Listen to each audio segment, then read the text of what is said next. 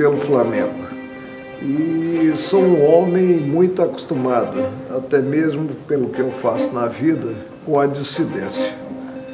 Tenho em casa, como a pessoa mais próxima, a minha mulher, uma fluminense. E nem por isso deixamos de nos entender. Claro que quando o time da preferência dela não está jogando, ela torce pelo Flamengo, porque a família, os filhos, o neto, não sei a neta, porque está com 9 meses, é filha de um vascaíno, né? Torcem também pelo Flamengo.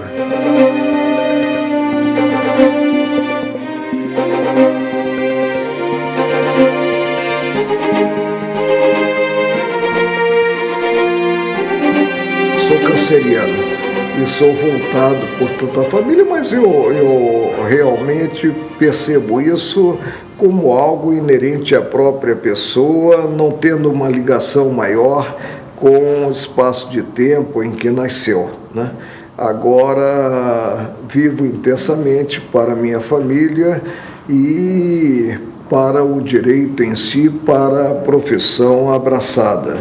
E para mim, a arte de julgar é muito prazerosa, o que confirma as palavras de Confúcio, segundo as quais a pessoa deve eleger algo que dê prazer para não trabalhar um dia sequer. Meu pai sempre me imaginou um engenheiro e me tinha para tocar a imobiliária da família. A certa altura da minha vida, eu sofri um acidente muito sério e aí parei de estudar durante 2, 3 anos, fui para uma fazenda da família, lidando com a natureza, o que é muito bom, não deixa de ser muito bom. E quando retornei aos estudos, retornei já com a cabeça centrada no direito. Prestei o vestibular para Nacional de Direito, e não me imaginava nos bancos da faculdade um juiz, muito menos um juiz integrando tribunais superiores, integrando o próprio Supremo. Continuo cuidando muito da formação humanística, porque penso que o julgador necessita sempre do fortalecimento dessa formação. E me considero, depois de 34 anos julgando em colegiado, me considero um vocacionado para essa arte gratificante, que é a arte de servir aos semelhantes, julgando-os e julgando os conflitos de interesse que envolvem esses semelhantes. Atuo com a mais absoluta pureza d'alma e somente me curvo à ciência e consciência possuídas. Claro que sou humano, posso cometer equívocos, quer na arte de proceder, quer na arte de julgar, mas sempre o faço de acordo com a compreensão que formo da controvérsia. Busco implementar a almejada justiça, compreendendo, inclusive, a angústia dos envolvidos no processo e também a angústia na busca dessa justiça dos representantes processuais, os advogados das partes envolvidas no processo. E processo, para mim, eu digo sempre, né? Não tem capa. Processo tem unicamente conteúdo. E pouco importa a repercussão do meu voto em si. Ele será dado para tornar prevalecente o nosso direito. Os advogados são indispensáveis à administração da justiça. E o respeito presente a relação entre magistrados e advogados não é fruto do distanciamento. Ao contrário, é preciso haver uma interlocução entre esses atores do processo cada qual atuando na sua seara no campo que lhe é reservado pelo arcabouço normativo.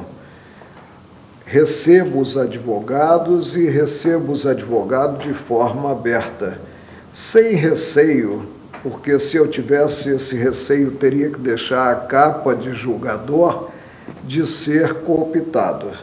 E eu até brinco que aquele que tem receio de picada de mosquito é porque já foi mordido por cobra. O colegiado é um órgão interessantíssimo. O que nós temos no colegiado? Um somatório de forças distintas. Evidentemente, aqueles que têm assento no colegiado, eles não estão compelidos a acompanhar de forma cega, sem uma reflexão maior, o relator no voto proferido. Eu digo que os integrantes, eles têm qualidades e defeitos e que nós nos completamos mutuamente. O que é importante no colegiado? Formar na corrente majoritária a resposta desenganadamente negativa. Importante é atuar-se a partir do espírito possuído, a partir da formação técnica, da formação humanística e, acima de tudo, com pureza d'alma, visando o melhor em termos de aperfeiçoamento, em termos de decisão, considerado conflito de interesses. A divergência no colegiado é salutar.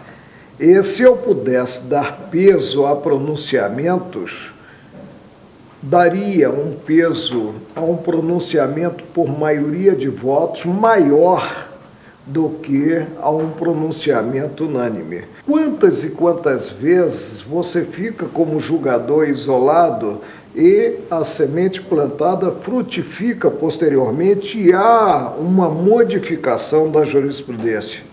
Os casos eles se repetem nesse sentido.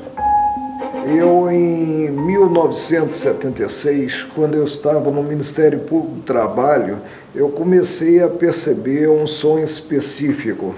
Procurei um otorrino e ele me questionou se eu trabalhava em um ambiente com barulho constante. Eu respondi que não, mas depois me lembrei que fazia os meus pareceres numa máquina, que naquele tempo não era elétrica sequer, Hamilton, né? Semi-portátil, e ela era de ferro. Aí percebemos esse barulho e ele me aconselhou, ao invés de, no caso, datilografar os pareceres, e eu já fui um bom datilógrafo, ele me aconselhou a escrever, a atuar de forma manuscrita. Mas não sei como surgiu a ideia da gravação e me adaptei desde cedo a essa gravação. Claro que quando você estuda um processo, começa a elaborar um voto, você não pode estar retroagindo para ver o que você gravou. É como se fosse o próprio processo, uma marcha para adiante. E para mim isso é da maior importância. E eu passei a ter, né, no Supremo e também no Tribunal Superior Eleitoral, as criaturas que são do gênero feminino que mais me ouvem na vida, porque degravam o que eu coloco nas fitas. Eu costumo sempre aconselhar, né, os estudantes do direito a terem à mão um romance, um clássico. Por que um romance e um clássico? Porque, de início, o direito rege a vida em sociedade. Ele é responsável pela paz social. Segundo, nos romances, nós temos conflitos. E, como pessoas humanas, adotamos, em relação a esses conflitos, adotamos uma posição. E isso aguça a nossa sensibilidade. Agora, não me atrevo a nomear os livros que influenciaram a minha formação. Hoje estou pela terceira vez no Tribunal Superior Eleitoral. E alguns renunciam, alguns não aceitam, mesmo no Supremo, vir para o eleitoral, e comigo ocorreu justamente o contrário. Sempre disse presente na convocação do meu tribunal para servir nesse ramo do judiciário tão importante em termos de Estado de Direito, em termos de democracia, que é o ramo eleitoral. O que nós almejamos? Nós almejamos a conscientização em si dos eleitores quanto à importância do voto. A sociedade, ela não é vítima, ela é autora das escolhas deficientes dos representantes. É importante que o eleitor compreenda que o voto tem um peso muito específico, é um único voto, mas ele se soma a tantos outros e resulta nessa mesma escolha.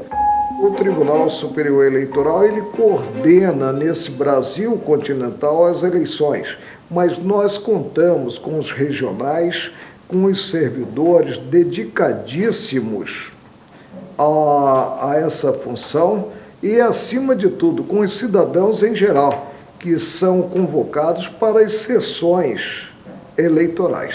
Isso revela boa índole do povo brasileiro e que, quando convocado e estimulado, ele realmente responde às exigências nacionais e presta o melhor serviço. Nós não poderíamos imaginar uma infraestrutura em termos de cargos públicos para a realização dessas eleições. Por isso é que nós convocamos aqueles que a um só tempo serão mesários e também eleitores. E a atuação, ela se verifica com a maior seriedade possível.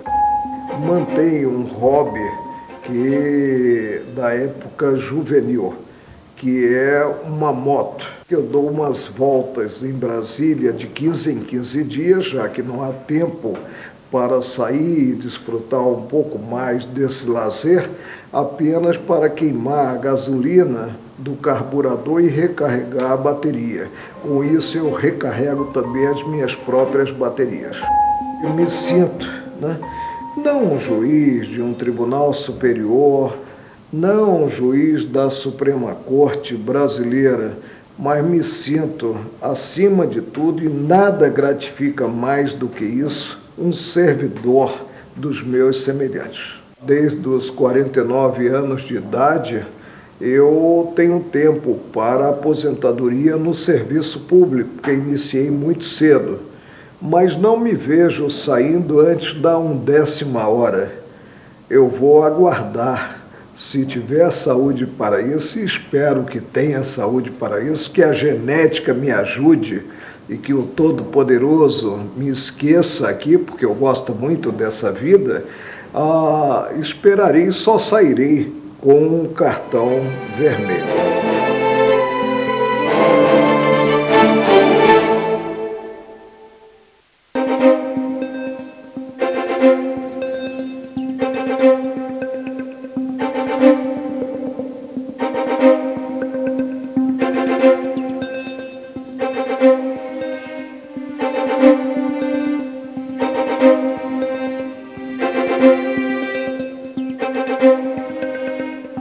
Ministro Marco Aurélio, em 23 anos de Supremo, na sua 3ª passagem pelo Tribunal Superior Eleitoral, sendo 2 delas como presidente, Vossa Excelência pode ser considerado um espectador privilegiado de um país em transformação.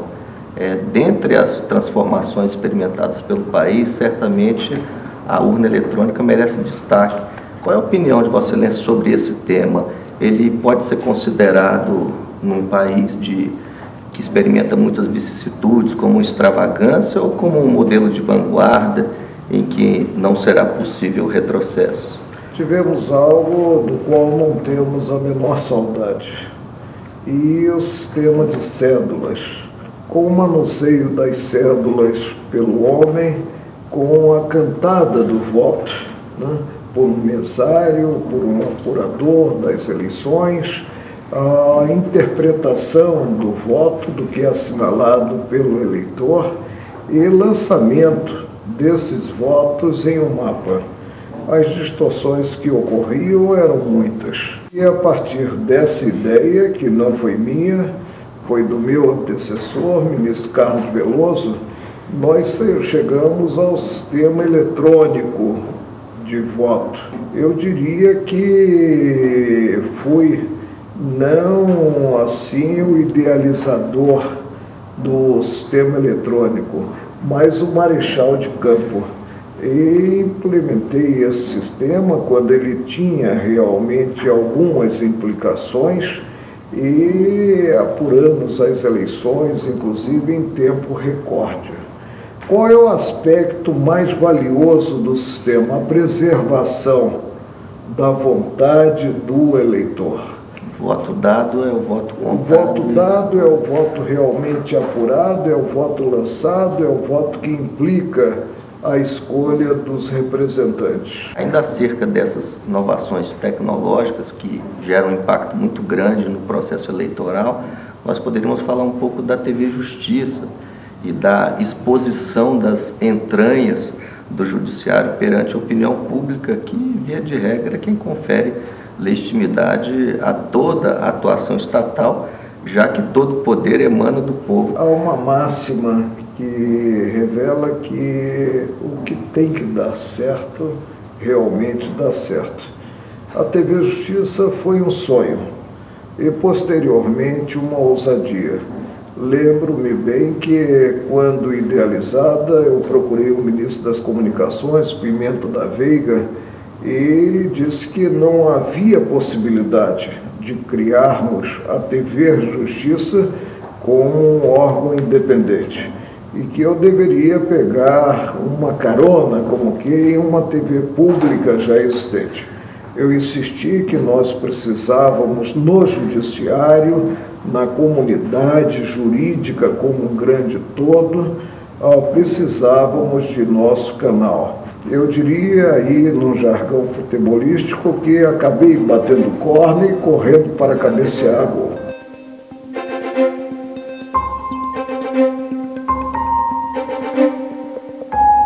Não é a TV do Judiciário, mas sim a TV da Justiça. Nome e fantasia. A abrangência, portanto, dos trabalhos que nós teremos a veicular e que veicular mediante a nossa TV. E a TV Justiça é um movimento irreversível, ela impacta na vida do cidadão. Nós aproximamos o judiciário da sociedade brasileira. Nós passamos, mediante a TV Justiça, com uma grade essencialmente democrática, em que todos os segmentos do direito atuam, nós passamos a atuar de forma pedagógica, já que o direito rege a vida em sociedade. Até 1997, nós tínhamos uma legislação eleitoral muito cambiante. A partir da vinda à baila dessa lei 9.504, houve a estabilização dos parâmetros democráticos do processo eleitoral. Depois disso, foram introduzidas muitas inovações na legislação eleitoral ditadas pela iniciativa popular. É como se houvesse o despertar da democracia direta. Vossa Excelência entende que, diante dessas modificações havidas no quadro eleitoral, já não é hora da Justiça Eleitoral tutelar menos a vontade do eleitor? Seria o desejável, mas não corresponde à realidade. Infelizmente, no Brasil, não são muitas as pessoas que observam a ordem jurídica em vigor, principalmente quando essas pessoas partem para uma disputa que é norteada pelas emoções. E aí a tendência é deixar-se de lado a norma de regência e buscar-se a todo custo o êxito na disputa eleitoral. Vossa Excelência entende esse modelo como pronto e acabado de composição da Justiça Eleitoral, notadamente do Tribunal Superior Eleitoral, porque no âmbito dos tribunais regionais eleitorais há uma crítica relativamente frequente, no sentido de que um órgão da Justiça Federal, como é o Tribunal Regional Eleitoral, teria de 7 membros, 6 oriundos da Justiça Estadual e apenas um oriundo ou de Tribunal Regional Federal ou juiz federal de primeira instância. Não é raro, inclusive, o juiz federal aparecer como voto vencido em processos que sobem ao descortino do Tribunal Superior Eleitoral. Vossa Excelência acha que esse modelo é um modelo perfeito? Seria possível aprimorar no âmbito dos TRS para haver menos influência política sobre as decisões da Corte, ou isso é um conto da carochinha? Há um descompasso flagrante, porque a justiça em si eleitoral, ela é uma justiça, como ressaltado por você, Tarcísio, uma justiça federal. E é inexplicável, por exemplo, que havendo na primeira instância juiz eleitoral, atue o juiz de direito que é estadual, aplicando a legislação eleitoral. Mas a matéria foi colocada pelas associações dos magistrados federais, foi submetida em sessão administrativa ao tribunal e, como se mostrou algo muito novo e que implicaria uma mudança substancial, somente houve um voto a favor dessa participação maior dos juízes federais, que foi o meu voto. Agora, tenho certeza, e o meu otimismo é muito grande, que a semente ficou plantada e ela vai frutificar. Relativamente ao Tribunal Superior Eleitoral e a sua composição, é possível divisar que num futuro, a médio ou a longo prazo, o Supremo se interesse menos por participar da composição do TSE? Haveria uma tutela excessiva, justificada por algum verniz histórico para a participação de 3 membros do Supremo Tribunal Federal no Tribunal Superior Eleitoral? É possível dizer, hoje em dia, até mesmo porque o recurso especial eleitoral veicula matéria constitucional, que o TSE é um posto avançado do Supremo Tribunal Federal? Eu só posso atribuir essa participação à necessidade de conferir uma envergadura maior no início à Justiça Eleitoral. O Supremo, como órgão de cúpula, tendo a última palavra sobre o direito em geral, ele não deveria, os integrantes não deveriam participar de qualquer outro órgão. É sabido que quem julga em uma ou outra instância, não pode posteriormente atuar havendo recurso para órgão diverso, não pode atuar nesse órgão diverso. Mas se levássemos as últimas consequências a esse enfoque, nós teríamos a exclusão em um colegiado de 11, que é o colegiado do Supremo, a exclusão de 3 integrantes. Podemos avançar nesse campo e, quem sabe, até mesmo para ter-se uma justiça com integrantes permanentes e exclusivos dessa mesma justiça. Seria o desejável até em termos de estabilidade da jurisprudência. O que dizer dos partidos políticos no Brasil? Eles têm desempenhado um bom papel. Houve muita crítica em relação ao tema da fidelidade partidária, porque não se teria propriamente um parâmetro do que seria essa fidelidade em relação a que conteúdos programáticos. A legislação viabiliza o surgimento de múltiplos partidos políticos. E aí acaba havendo, principalmente na cabeça do eleitor, uma confusão muito grande. O eleitor não distingue o partido político. Se diz mesmo que no Brasil não se vota no partido, se vota muito no candidato. O candidato é que é o puxador de votos. O ideal é que tenhamos realmente partidos definidos ideologicamente e com plataformas estabelecidas. Qual é a posição teórica de Vossa Excelência sobre temas do tipo financiamento público de campanha, ou lista aberta, lista fechada, os temas que têm povoado esse contexto de uma reforma política que tarda a acontecer? São alterações que dependem muito da vontade política. E a vontade política não é dos tribunais eleitorais. A vontade política é dos nossos representantes, deputados federais, representantes do povo brasileiro e dos representantes dos estados do Senado da República. Agora, sou favorável, primeiro, a tornar-se o voto facultativo. Em segundo lugar, a ter-se o financiamento estritamente público das campanhas. Hoje o financiamento é misto, Ele é público e ele é privado. E no que ele é privado, sai muito caro à sociedade, porque o altruísmo não vinga. Quem financia um candidato, posteriormente, quer ter vantagens no exercício do mandato por esse candidato. Andou bem o direito brasileiro a permitir a reeleição para os cargos do Poder Executivo?